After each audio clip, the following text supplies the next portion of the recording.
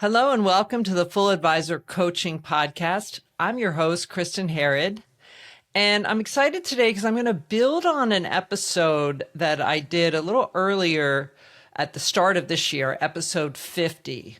And when we were talking about business development and marketing, and one of the places where I see marketing and business development break down is when RIA leaders and advisors come to me and they just really don't have clarity about what is actually going on. And what I mean by that is really keeping track of all of the people and actions that are flowing at the same time. Ultimately, this comes down to how are they using their CRM? We can really boil it down to that because we talk about doing all these marketing efforts and marketing serving business development, and a tool all of them have is a CRM. And we want to make sure they have a clean CRM structure so that all this energy they're putting into marketing, putting into business development isn't wasted. So one of the things I've noticed is when you're trying to get the most out of your CRM, leadership of a firm doesn't really bring the staff up to speed or bring the advisor up to speed on how the CRM is meant to serve the firm. So what I'm often seeing when I come in to do coaching for business development is that each advisor is using it differently and there may not be a standard. So it's hard to rely on the system if you want to get a firm level view. And this ends up creating a bit of chaos. So today, I want to talk about how we can move away from that chaos into a little more clarity around how to use your CRM to help support your firm level growth. And I've brought in an expert so we can really dig in. I'm joined by Stephanie Dannebaum, and she's a CRM consultant who works with advisory firms to design and optimize the CRM systems so that you can actually use the tool and leadership can know what's going on. She's a strategic partner with Redtail. She works extensively with Wealthbox. And you may recognize her because she was recently listed on the Kitsis Advisors Services map. So if you need to find her, and you don't go to the link in the show notes here, you can go look for her there. Stephanie, welcome. I'm happy to have you here, and I'd love for you to just give us a quick introduction and tell us a little bit about the work you do and just where you're seeing firms struggle. Definitely. Well, thank you so much for having me today. It's always a pleasure speaking with you and sharing insights and just discussing kind of both of our areas and how we can help firms. Been in the industry of financial services for about a decade or so.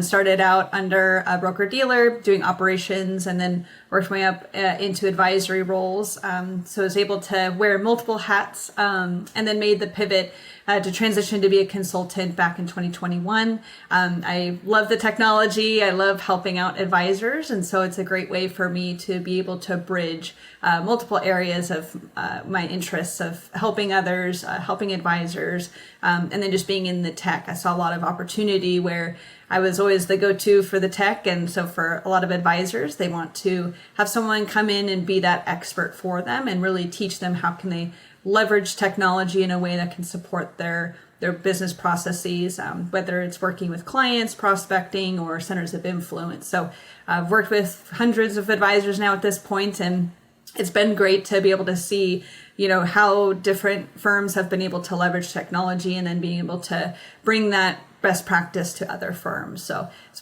been a pleasure working with a lot of different firms, again, with Redtail and with Wealthbox. But my philosophy is the CRM is the hub. It's the quarterback, if you will, of the technology. So being able to leverage your other softwares within your tech stack to be able to, empower the CRM, and then, ultimately the team is really the goal. So I look at it as an ecosystem of your tech and being able to leverage that to just really be able to scale or grow, or, if you do want to just keep smaller, how can you just be more efficient as a firm?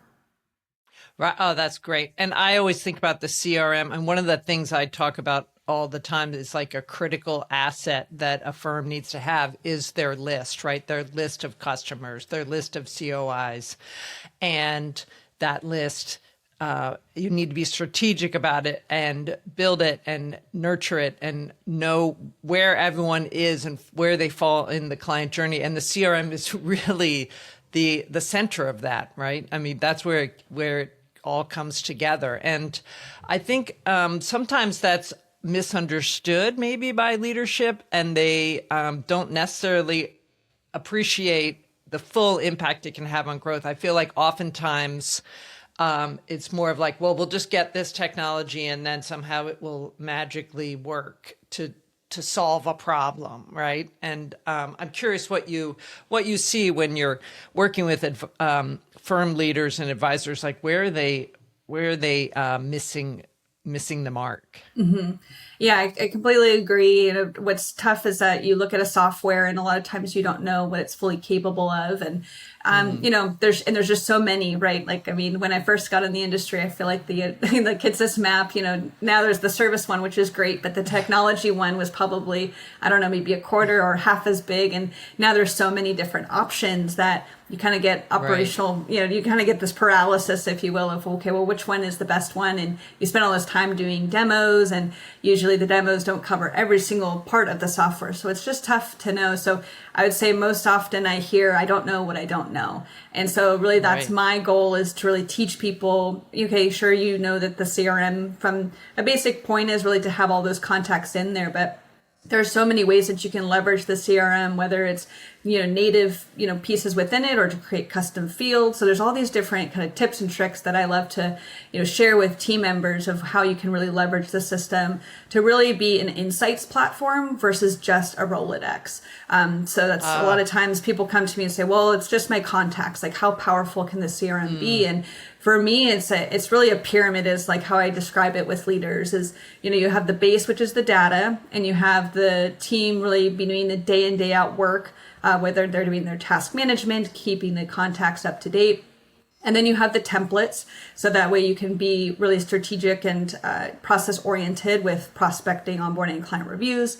And then lastly, you have all these reports to give you that information. So whenever I talk to leaders about the CRM and what you're trying to achieve with it, at the end of the day, it's to give you insights to be more efficient. It's to get you those metrics. Why do we have bottlenecks in operations? Why do we have bottlenecks in our prospecting pipeline? By doing the day in and day out work and then being able to have all that information in the CRM, you can glean those insights to see, oh, it looks like our follow-up process isn't as tight. Let's bring that in a couple days so that way we're in front of those clients faster. Or, oh, we need to really reach out to people who have RMDs a lot earlier in the year because it's taking a long time to make sure we understand all of their accounts, for example. So there's a lot of different insights that you can glean from the CRM by having all of the data and really utilizing it to its full extent.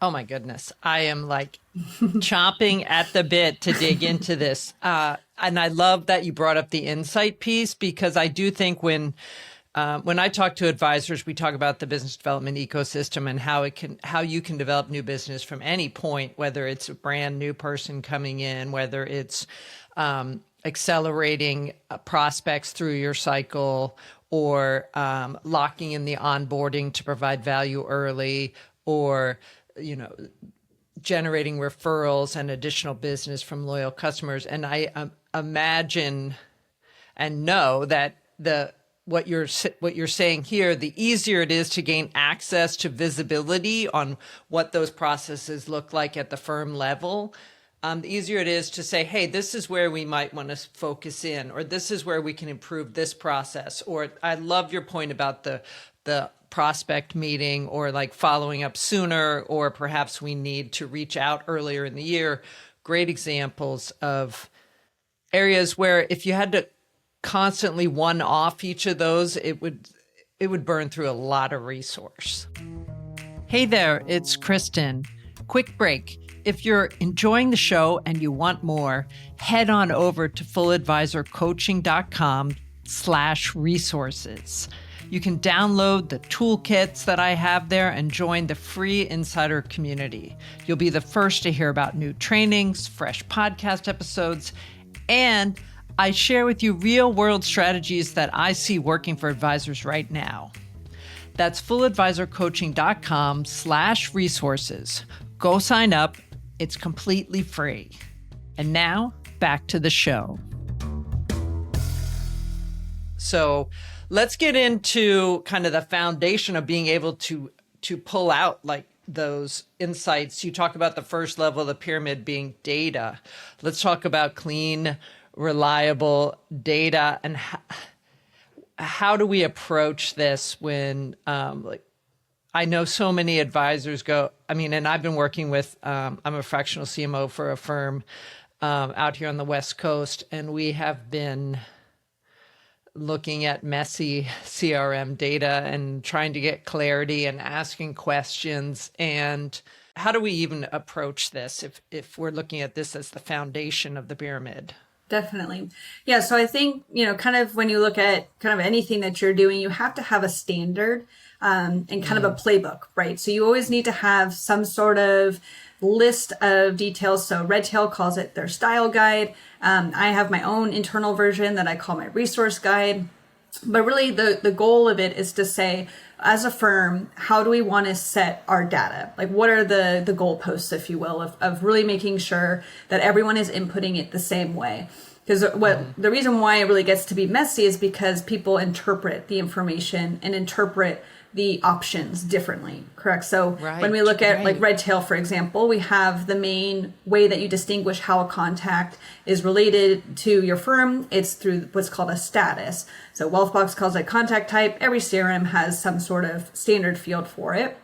But essentially what you can do is you can make a custom list of what those statuses for the Redtail example are. And so that way you know exactly what options are available, but then you know when to use them. So that's where like the style guide or like what my resource guide comes into play is, okay, when we say active client, what does that mean? With Redtail and then others, you can build out a secondary hierarchy, which is like segmentation. So for example, we say, okay, first the status, let's say in Redtail, is a client, and the category is a AAA client or a AA client or a single. Well, a lot of times if you're brand new, you don't really know what that means, right? Like I remember when I first came into the industry, I was like, well, I have no idea what a AAA client meant. So what we did is we sat down and we said, okay, a AAA client is anyone who has assets under management over $1 million and some other attributes. And then a AA means this, and then a single means that.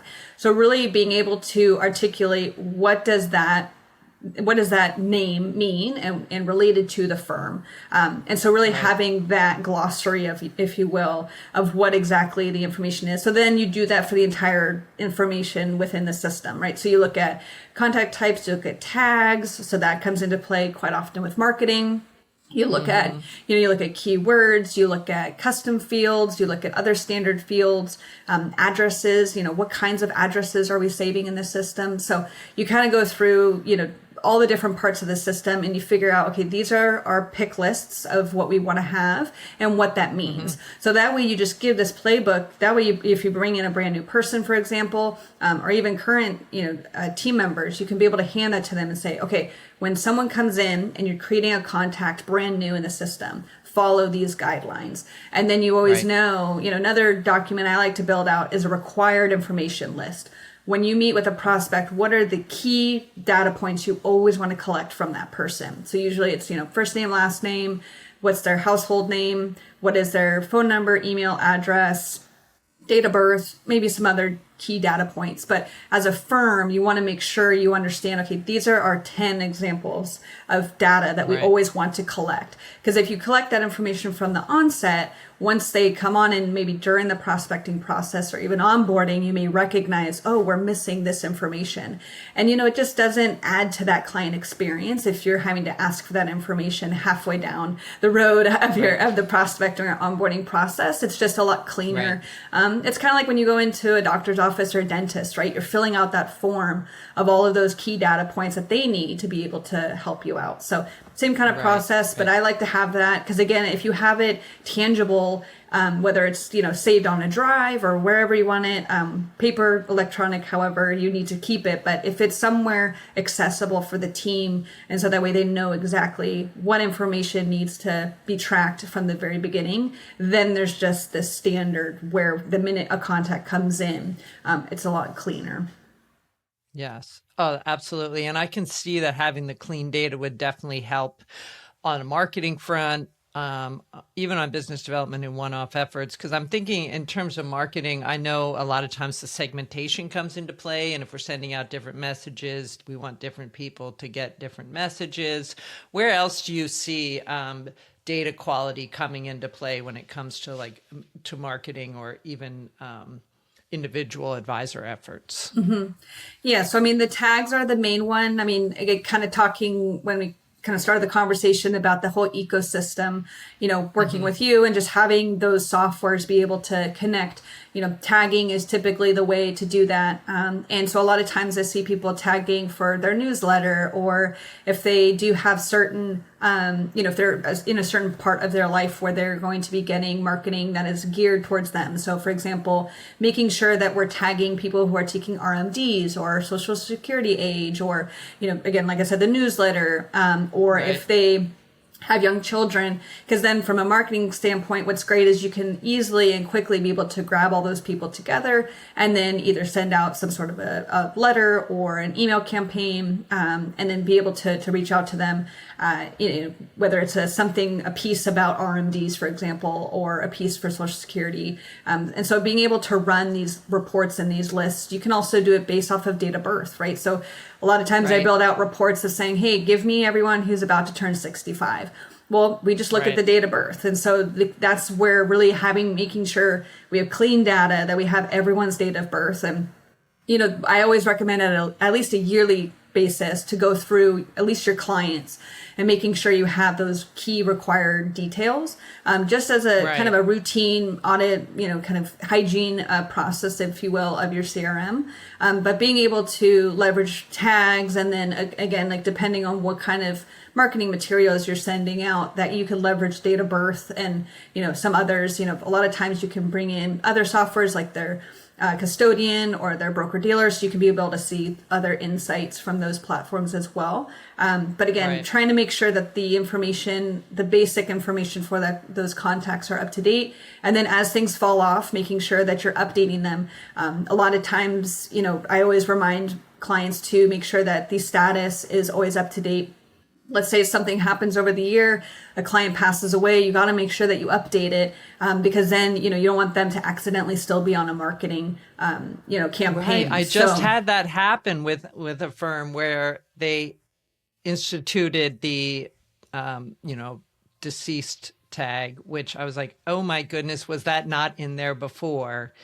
Because you don't want to be sending that out and then it's uncomfortable and the family has to deal with it, or it's just, it should be just obvious. So that is a great and very relevant and real example of things like that. And I find even in my own CRM, which is not one of the financial planning industry platforms, because I'm not using it for that reason, is that changing even status from prospect to client, sometimes that drops off.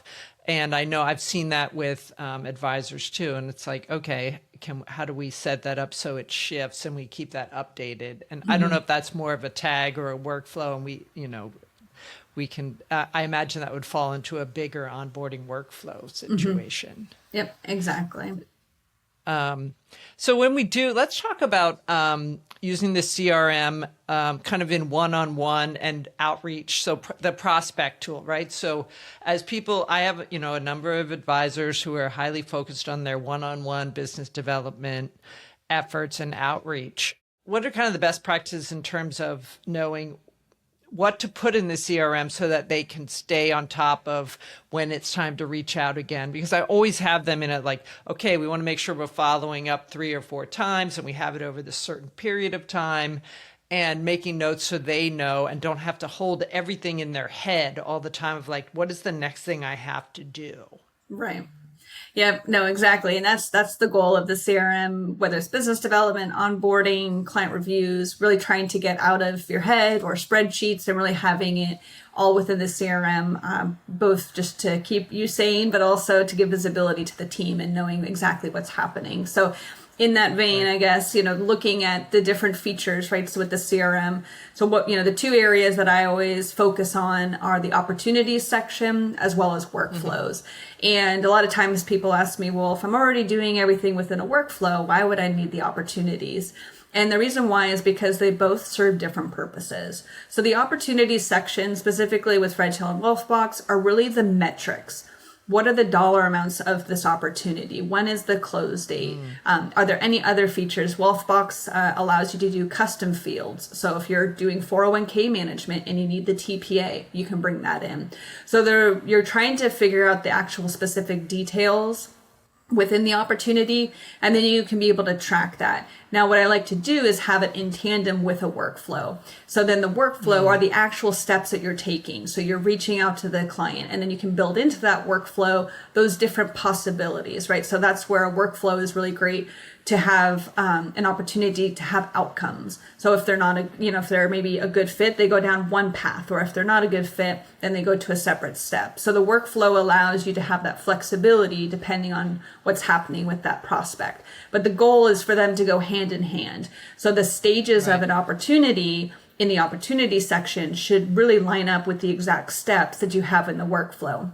So really at the end of the day, the advisor and leadership teams should be in the opportunity section of the system, and then the staff should be in the workflow. So that's why the two of them are great, because they really are geared towards whatever your role is in the firm. And that's how I like to build the system in general, is what features are we building for which roles? So really the advisors and leadership should be in the opportunity section. They should be in reports. They should be in dashboards.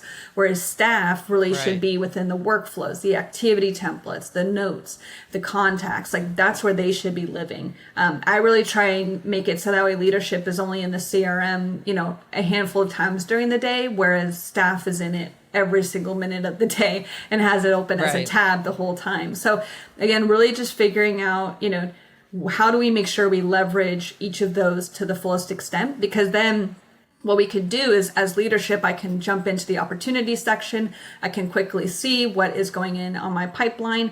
And then I can look at a report and see what is my team doing from the workflow standpoint to see, okay, it looks like we've reached out. We've vetted this person. Where are we within it?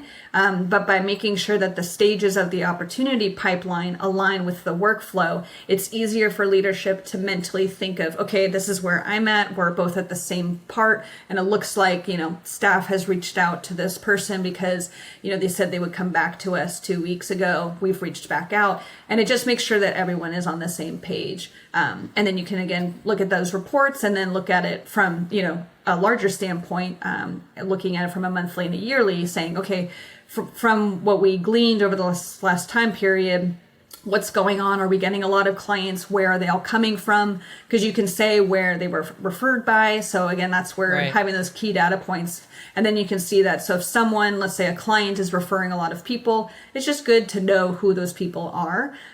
Or if there's another COI. And again, firms kind of approach it differently. Some say, it's great to know that because then they can send them a gift or be able to talk with them and learn more about why they're referring. Or if it's a COI, also a gift or something like that. And then, is it worth it to continue that relationship with that COI because it's a mutually good relationship? So that is a strong, that is a piece usually in the negative to say, okay, we're spending way too much time with this particular COI and nothing is coming our way.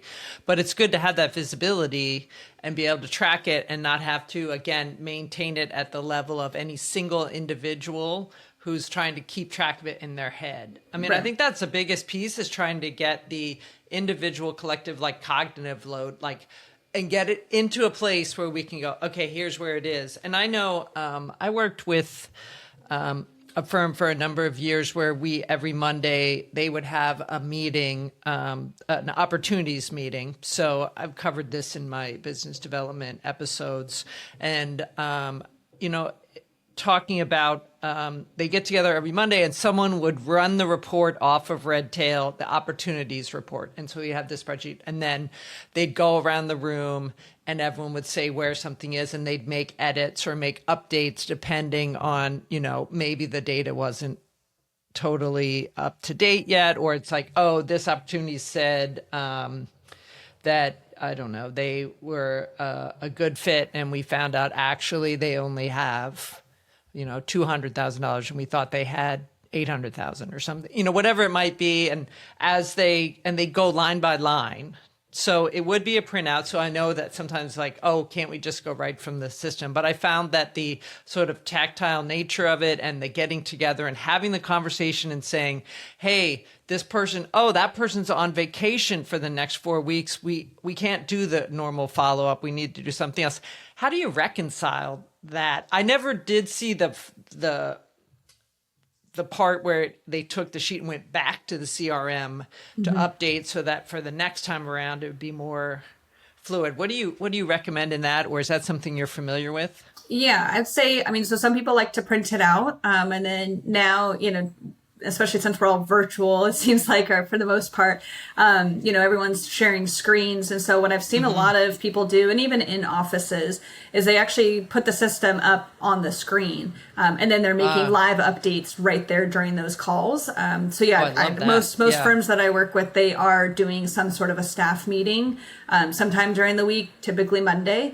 So they block out a good hour to meet and go over everything. And so to your point, they bring up actually on the screen all of the different updates. So they'll throw up, all of the client meetings that are coming up, so they can look at activities, and then they can look at all the opportunities. And then usually someone is live, like making those updates. But again, it gives the visibility. So really just making sure, we're not trying to get people in trouble. We're all adults, but the goal of it is really just to say what's happening. And I think by having that visibility, it really adds to, the ability for the team to really be cohesive, because you're not hiding anything as staff, because you're not trying, just because you're not, hearing from the client, it's not that you're doing anything wrong. Like they may just, like you said, they may be on vacation, they may be doing something. But I think one thing I learned both, on the other side of being an, advisor and doing operations, and then now as a consultant, is it's just better to just be upfront and just tell them, well, okay, they're on vacation, but don't worry, I'm going to keep up with it. I'm going to keep talking to them and making sure those follow-ups are occurring. So that way the team knows. And as long as you're, doing the best you can with those different follow-ups and understanding and pushing forward those tasks, saying, okay, a lot of times it's the custodian too. We want to make sure that, we follow up with any NIGOs or anything like that. So it's really the whole client life cycle. There's a lot of different people we're working with on a day-to-day basis. And it's not like everything happens, instantaneously. So I think making sure that everyone knows what's going on. But yeah, I always recommend putting it on the screen and then everyone just making the updates live in the CRM. I personally, even during my meetings with my clients, I try and have us have as little to no homework as possible. So I do a lot of live updating, even when I meet with my clients. So I'll throw the workflow up there. We'll be building it live together. Because I just find that it's just easier. All of us are busy. Lots of advisors who are probably listening to this say that they just don't have the time to do that. So it's easier. It's way easier to just be on a live call, make that, and the minute the staff meeting is done, everything is up to date and everyone knows what's happening. You don't have to go back into the system after the fact to make those updates. Yeah, I think that's really useful. Thank you. I will probably bring that back to some of the teams I'm doing coaching with, just because we are we want to keep everything as current as possible. And I think the important thing is, and this is a big tenet of my coaching, is we're not looking to place blame on people. We just want to keep track and frankly, make it easier for advisors to succeed by being like, look, we've captured it. We'll tell you, we'll look next week and you can see who you need to reach out to without having to hold on to it and let that weigh you down. It's like, we get it all in the system. You look and you go, okay, I got to reach out to this person. This person's away, or I've tried 3 times, they're ghosting me. I'll pull in a new resource and try to get that out there, or use a different template, or try something, try a different way. So I think that's really important. And I love your focus across the entire client journey, because everything I do from a marketing perspective, from a business development perspective, is always looking at the entirety of the client journey. Where along the way are there opportunities? I call it the business development ecosystem. You're aligning your ecosystem of data and CRM to match, along that. There's so many ways that we can align along those different points. Where do you see, I have an answer for this one, but I'm curious where you see firms losing momentum in the client life cycle. Yeah, I would say, just because we were talking about prospecting, I think a big part of that follow-up that I see drop off are people who are a good fit, but they are not ready. And that could be for many different reasons. One just could be because they're not ready, because they don't want to move forward. A lot of times we have, I talk with clients and we discuss how there's usually a bunch of people who are about to retire, and there's this, big 401k that's about to come over, but they can't become clients until that point. So that's maybe 6 months down the road. So I see, an area. So that's where I always recommend the 3 pipelines I always recommend when we talk about the opportunity section in a CRM is, new prospects. So just in general. So you want to first put them in there. And then the second one is existing clients. So if they are existing clients, but they, let's say they have a new child and they want to do a 529, or, if they are going to be bringing over, an IRA from a different account or something like that. So whenever there's a new opportunity, but they're an existing client, you want to track that opportunity as well. But then the third one is more of a nurturing pipeline. So that's where, if they get to the point of the original, prospecting pipeline, and they aren't, instead of them just totally falling off, I usually like to build a whole separate pipeline for those people. So then you can track them and then be able to see, okay, let's check in with them. And then they have their one spot versus it being a spreadsheet or in your head. I've just found that having those 3 are a great way to be able to track everything, and then they don't fall through the cracks. And then also through the onboarding process, there are so many things that are happening between paperwork and communicating with contra firms and all this different things of account transfers. So there's so many balls in the air, and yet that is probably one of the most important parts of the entire client journey, right? Like, it's the first time you're really meeting with these clients. You really want to knock it out of the park. And so making sure that you have a workflow that is automatically telling the team, hey, this has happened. This is now your turn to take over this process, and all of the different steps, and making sure you're on it. And so if you're, ahead of it, reaching out to your clients and saying, hey, by the way, this is now going to come next week.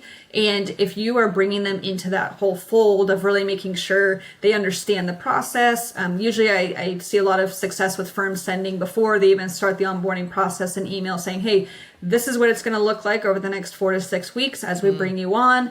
We're going to bring you through this. We're going to hold your hand, having that white glove experience. Because then at the end of that, they're going to have a great experience. The accounts are going to come over. Of course, there's always bumps in the road, but, as long as you work them through, and you bring over those accounts, then you've got them and you've really, made them more sticky. And then they want to refer, being like, hey, I had this great experience.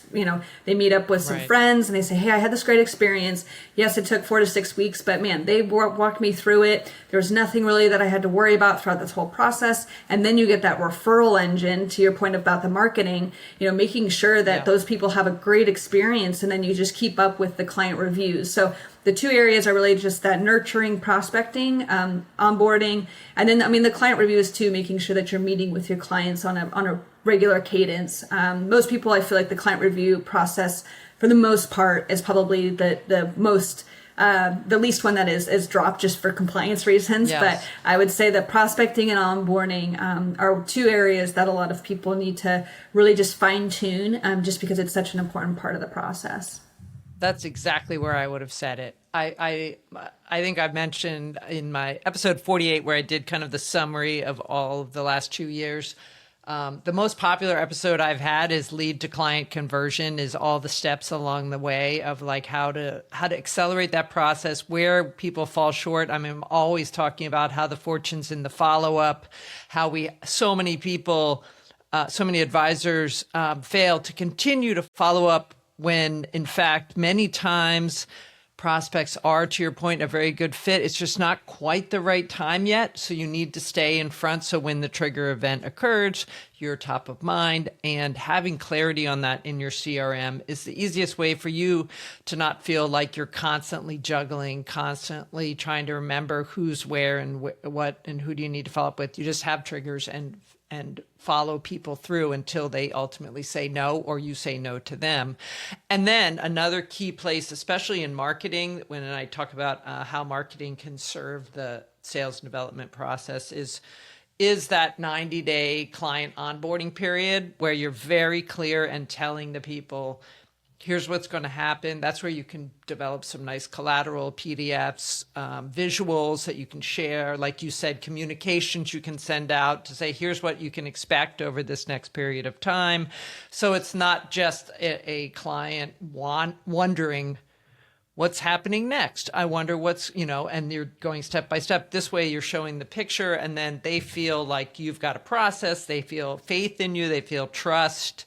They, especially for the multitude of people who are choosing to work with an advisor for the first time, they're probably pretty resistant, scared. I find that anything you can do to ease that onboarding, to make them feel that they've made a great decision, to your point, ultimately results in more positive reviews. So we did an episode on reviews with Wealth Tender, and they, one of the best times to ask is right after that onboarding time. And then the referral piece, again, you have a great experience. People are going to talk about that. So I think you hit the nail on the head there. And I think if advisors listening can get those two areas really keyed in and locked in, they're going to be surprised by what it does for efficiency, for revenue, for peace of mind all around, and calmness. Exactly. So, yeah, that's a great point. I know that we could probably keep talking about CRM. I love getting into this stuff because I come from a direct marketing background. It was always about how are we collecting data and using data and learning. And I think with AI coming along, there's be so much more we can learn and grow and understand and draw from. And we need to make sure we're collecting it and storing everything in our CRM the way it can best serve us.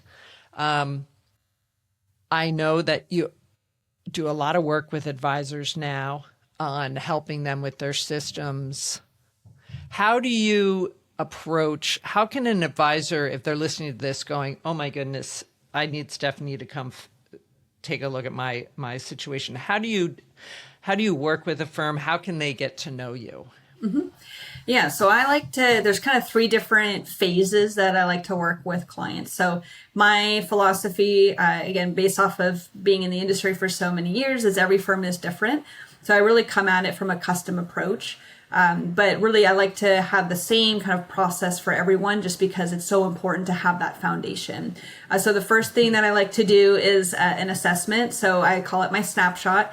So that's something where I go into the system, I'm able to see what's going on. Essentially, I get under the hood, if you will, of what's happening with the system. We do some screen sharing, and I see different areas. So really, kind of like what we talked about today, like tell me about how the contacts are in your system. How are you categorizing them? What parts are you using? Are there certain areas of the CRM that you don't know about or are curious about? So it's really an opportunity for us to really see what's happening in the system, what's currently being utilized, what could be optimized. And there's a whole, range of firms that reach out to me. There's some who are brand new to a CRM. There's others who have been using it for years, but don't really understand how best to leverage it. And then there's others who really are very much on the other spectrum where they are experts, but they just don't have the time to be able to go forward and really build out even more advanced features. So that's something where right. I'm able to utilize that first assessment to really see where we are and kind of figure out what is our baseline. And then after that, then we essentially figure out our roadmap. So that's the second phase that I like to go through with clients. And so we've said, okay, this is the current status of what's happening. Here are my recommendations. And then the roadmap is really designing it. So what we talked about at the very beginning of this call is really going over your required information and figuring out, Redtail calls it the style guide. I call it my resource guide. But that's where we really design the system. Like, what are going to be all of our pick lists of everything that we're going to have? What are the tags that make sense? So we really spend a lot of time designing it. And then lastly, if you want to, I do implementation as well. So I kind of roll up my sleeves and can get into the system and can actually update it as well. So it's a combination of strategy and really making sure that we implement appropriately. And then if you want to do monitoring, that is something that I do for other people as well. But really, it's just figuring out, okay, how can we take your CRM today, make sure that it's a well-oiled machine. We're leveraging it with all the other tech that you're working with. There's a lot of other softwares that talk with the CRM, so I make sure that we connect all of those. So if you use a note taker or a marketing software, we make sure that, as we're designing the system, we keep all of those other tech platforms in mind. So again, that's where every firm I work with, yes, I always want to have the same kind of consistent workflows and activity templates, but I'm going to be customizing them every single time because everyone has their own flavor and secret sauce, if you will, of working with their clients. So I want to make sure that that is reflected in all of those, but making sure that we're spending the time to build them out appropriately.